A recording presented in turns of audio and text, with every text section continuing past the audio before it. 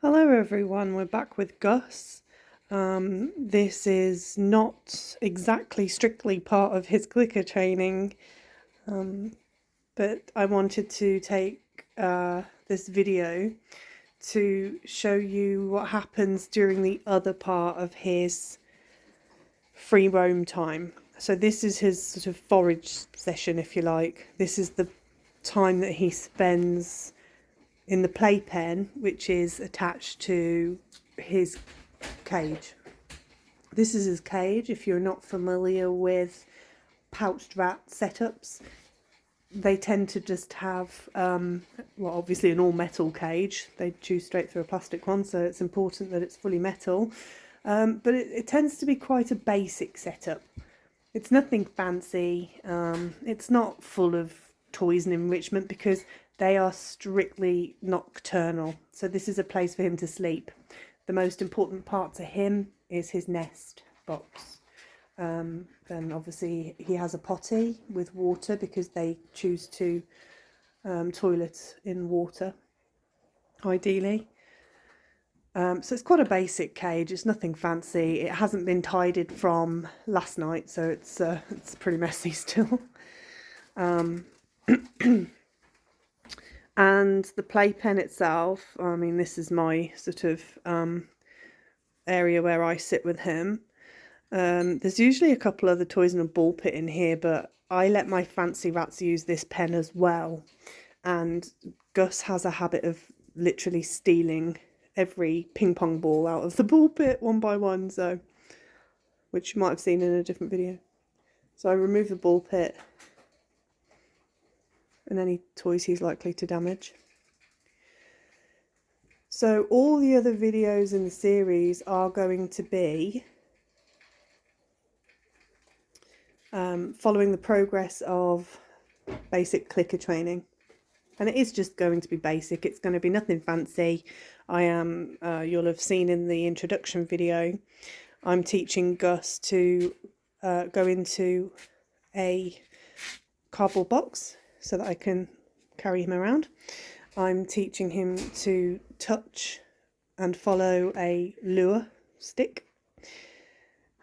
And before that, I'm conditioning him to the clicker.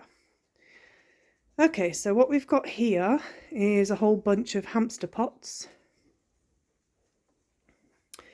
And in each hamster pot is a different kind of food. So during this forage session, he's already done his clicker session. So this is basically the part where he gets fed. Okay, so rather than putting all of Gus's dinner in just a bowl, he has to collect it up himself. And the reason for that is because I want to encourage him to exhibit his natural behaviour, which it's important to give all of our animals in our care this opportunity, even domesticated pets, in my opinion. But when it comes to exotic animals, exotic species, then it becomes more important, really, that we do our best to give them the opportunities to exhibit natural behaviour. He's just found some cranberry sauce in that bowl,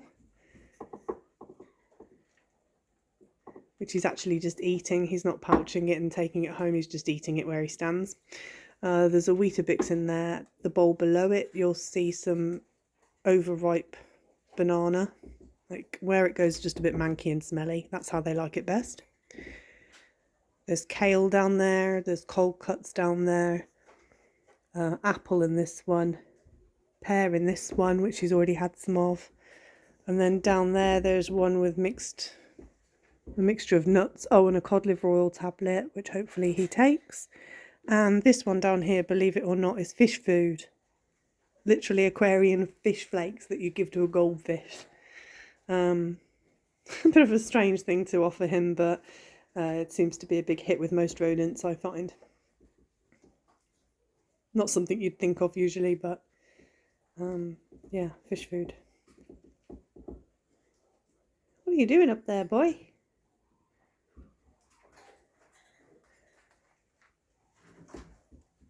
So hopefully you can see kind of the reasoning behind this kind of forage session, as I call it.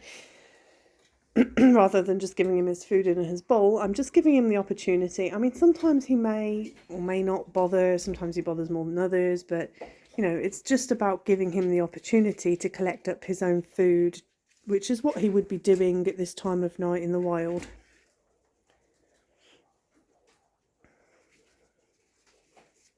Therefore, allowing him to exhibit his natural behaviour, his foraging behaviour.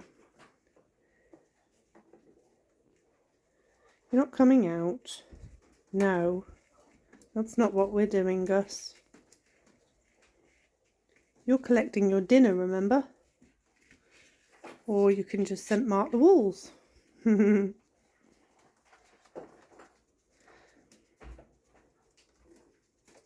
If he doesn't pouch much food and take it home to store in his nest for the night, before he goes to bed, I will take a selection of this stuff and leave it in his cage anyway.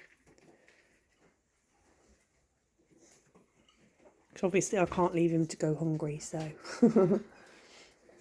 But it's quite nice when he chooses his own foods, I feel like.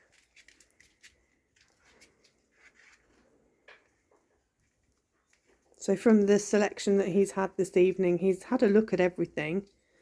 But he's only eaten pear, and he's eaten it. He hasn't pouched it. You can see the rind down there. And he's had a good go at the cranberry sauce. He hasn't, I think he might have pouched a small nut or two. So you're probably not going to see his behaviour where he collects food and takes it back to his bed this time.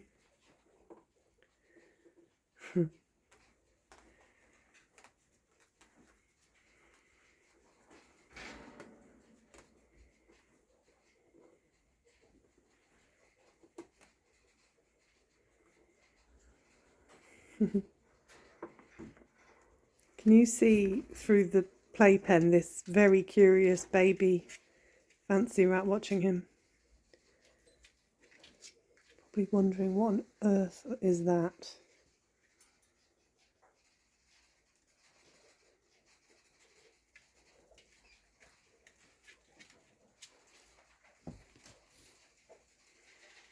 Okay, I'm going to end this video here. So this one was just to show you what happens after the clicker training, how Gus gets his dinner, and a little bit of extra enrichment. The next video in the series will be back to clicker training, and we'll see how session number 2 goes. I'm excited.